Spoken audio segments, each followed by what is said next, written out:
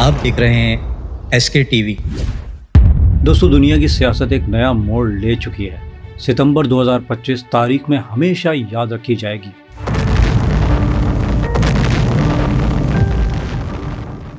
क्योंकि इसी महीने इसराइल ने एक ऐसा काम किया और ऐसा कदम उठाया जिसने ना सिर्फ मशरिक़ वुस्ता बल्कि आलम मगरिब में भी इस वक्त सफ़े मातम बिछा हुआ है। Just so you know, Saudi Arabia and Pakistan now together, and you can thank Israel and America for that.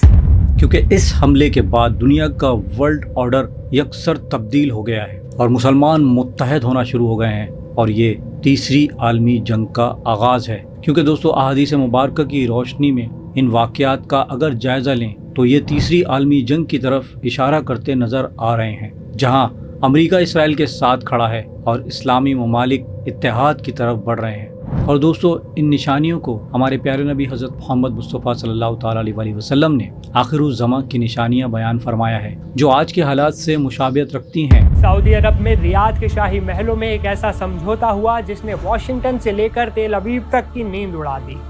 Saudi अरब और पाकिस्तान के बीच एक ऐसी न्यूक्लियर दोस्ती की नींव रखी गई जो मिडल ईस्ट का पूरा नक्शा बदल सकती है। तो सवाल ये है, पाकिस्तान का परमाणु बम अब सऊदी अरब की हिफाजत कैसे करेगा? और इस पाक सऊदी में न्यूक्लियर बम वाली दोस्ती से अमेरिका की बेचैनी क्यों बढ़ गई है? इजराइल क्यों बेचैन है? दोस्तों, कुर्बे क़यामत में अहले रोम यानी मगरिबी ताकतों और मुसलमानों की जंग होगी। हमारे प्यारे नबी हज़रत मोहम्मद मुस्तफ़ा सल्लल्लाहु ताला अलैहि वसल्लम ने इरशाद फरमाया, क़यामत उस वक्त तक कायम नहीं होगी जब तक रूमी आमाक या दाबक में ना उतरेंगे। मदीने से एक लश्कर निकलेगा जो ज़मीन के बेहतरीन लोग होंगे। सही मुस्लिम। दोस्तों, रूमियों को यूरोपी या मगरिबी ताकतों से ताबीर किया जाता है जो दरिया फुरात के करीब खून रेजी लड़ाइयों का जिक्र करती हैं। और दोस्तों, मैं आपको बता दूं कि कतर पर इसराइली हमला भी इसी सिलसिले की एक कड़ी है। कतर एक छोटा मगर दोस्तों नहायत अहम मुल्क है। दुनिया के सबसे बड़ी गैस के ज़खायर यहाँ मौजूद हैं और यही मुल्क अल जज़ीरा जैसे मीडिया नेटवर्क के ज़रिए फ़लस्तीन के लिए आवाज़ बुलंद करता रहा। इसराइल को शुरू दिन से कतर के मौक़िफ़ से तकलीफ़ रही और फिर सितंबर 2025 में अचानक इसराइल ने कतर के दारुल हुकूमत दोहा के करीब एक बड़ा फ़िज़ाई हमला कर डाला। इसराइल का दावा था कि कतर ने ईरान और हमास की मदद की, लेकिन हकीकत में ये हमला मुसलमानों को डराने और खलीजी ममालिक को झुकाने की कोशिश थी कि वो हमारे ग़ुलाम बने और इब्राहिम अकॉर्ड का हिस्सा बने, क्योंकि हम बहुत ताकतवर हैं। और दोस्तों, ये एक बहुत बड़ी गलती थी। इसराइल ने सोचा भी नहीं था कि ये एक हमला मुसलमानों को मुत्तहद कर देगा। और दोस्तों, इसके बाद 57 इस्लामी ममालिक की हंगामी मीटिंग हुई, क्योंकि दोस्तों कतर पर हमले के बाद पूरी उम्मत मुस्लिमा में गम गुस्सा फैल गया था। OIC यानी ऑर्गेनाइजेशन ऑफ इस्लामिक कॉरपोरेशन की हंगामी मीटिंग बुलाई गई, जिसमें 57 इस्लामी ममालिक के रहनुमाओं ने शिरकत की। इस मीटिंग में इसराइल को खुला दुश्मन करार दिया गया। मगरिबी ममालिक की खुली जानिबदारी पर सवाल उठाया गया। यहाँ पहली बार अरब और गैर अरब ममालिक यानी पाकिस्तान, ईरान और तुर्की जैसे ममालिक ने एक ज़बान होकर कहा कि बस अब बहुत हो चुका। अगरचे दोस्तों अमली तौर पर अभी इसराइल पर कोई फौजी कार्रवाई नहीं हुई, लेकिन ये मीटिंग इसराइल के लिए एक सिफारती ज़लज़ला साबित हुई।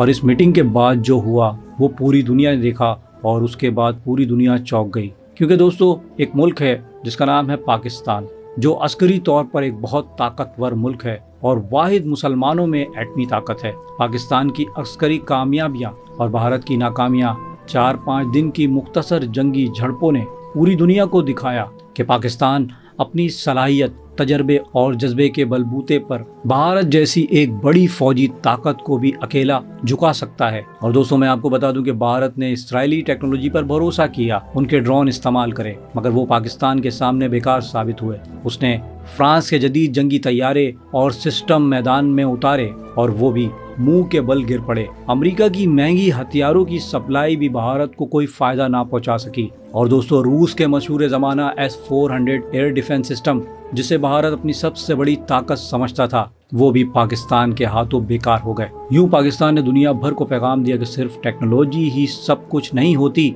बल्कि ईमान और जज्बा शहादत फैसला कुन किरदार अदा करते हैं। اور یہی وجہ ہے کہ دوستو جب یہ سب کچھ عرب دنیا نے اپنی آنکھوں سے دیکھا تو انہیں ایک بات کا یقین ہو گیا کہ پاکستان صرف ایک ایٹمی طاقت ہی نہیں بلکہ میدان جنگ میں جدید ترین ٹیکنالوجی رکھنے والی بڑی بڑی طاقتوں کو شکست دینے کی صلاحیت رکھتا ہے۔ سعودی عرب اور خلیجی ممالک جو ہمیشہ اپنی سلامتی کے حوالے سے فکر مند رہتے ہیں، اب پاکستان کو ایک محفوظ پناہ گاہ اور حقیقی دفاعی ساتھی کے طور پر دیکھنے لگے ہیں۔ اور دوستوں میں آپ کو بتا دوں کہ سعودی عرب اور پاکستان کے درمیان نیٹو طرز کا ایک دفاعی معاہدہ ہو گیا ہے۔ دوستو سوال یہ پیدا ہوتا ہے کہ یہ سب کچھ کیوں ہوا؟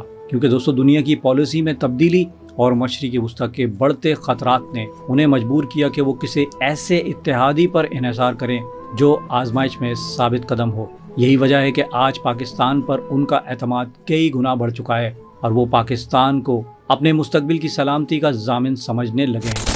اب دوستو اس مقام پر سوال یہ پیدا ہوتا ہے، کیا دنیا کا ورلڈ آرڈر چینج ہو رہا ہے؟ کیا یہ ورلڈ وار 3 کا آغاز ہے؟ کیا مسلمانوں اور اہل روم یعنی اہل مغرب میں جس جنگ کے بارے میں احادیث مبارکہ میں آیا ہے، کیا یہ اسی کی شروعات ہے؟ دوستو دور فتن یعنی آخری زمانے میں اہل روم یعنی مغربی طاقتیں اور اہل اسلام کے درمیان ایک بڑی جنگ ہوگی۔ دریائے فرات کے قریب خون ریز لڑائیاں ہوں گی، مسلمان اور مغرب ایک دوسرے کے مقابل کھڑے ہوں گے۔ آج کے حالات انہی نشانیوں سے میل کھاتے ہیں۔ اور دوستو حالات و واقعات پر غور کریں تو امریکہ اسرائیل کے ساتھ کھڑا ہے جبکہ اسلامی ممالک بیدار ہونے لگے ہیں۔ دوستو آپ جانتے ہیں کہ ہمارے پیارے نبی حضرت محمد مصطفیٰ صلی اللہ تعالیٰ علیہ وسلم نے زمانہ آخر کے حالات کی نشانیاں احادیث میں بیان فرمائی ہیں جو آج کے بعض حالات سے مشابہت رکھتی ہیں۔ سعودی عرب اور مشرق وسطی کے موجودہ حالات پر نظر رکھنا بہت ضروری ہے کیونکہ احادیث میں وہاں کے فتنوں اور خون ریزی کا ذکر ہے۔ جبکہ دوستو ہم سب جانتے ہیں کہ حضرت امام مہدی علیہ السلام کا جب ظہور ہوگا تب ہی تمام مسلمان متحد ہوں گے۔ دوستو دونوں مکاتب فکر اہل سنت اور شیعہ اس بات پر متفق ہیں کہ امام مہدی آئیں گے، البتہ اختلاف ہے کہ وہ پیدا ہو چکے ہیں یا ہوں گے۔ اور دوستو یہ اختلاف لڑائی کا باعث نہیں بننا چاہیے کیونکہ اللہ سب کچھ کر سکتا ہے۔ جیسے حضرت عیسیٰ علیہ السلام ابھی بھی زندہ ہیں تو ممکن ہے کہ حضرت امام مہدی علیہ السلام بھی زندہ ہوں۔ پہلی بات تو یہ جان لیجئے کہ مہدی 2 ہیں، ایک شیعوں کے مہدی، ایک سنیوں کے مہدی۔ ان میں بڑا فرق ہے۔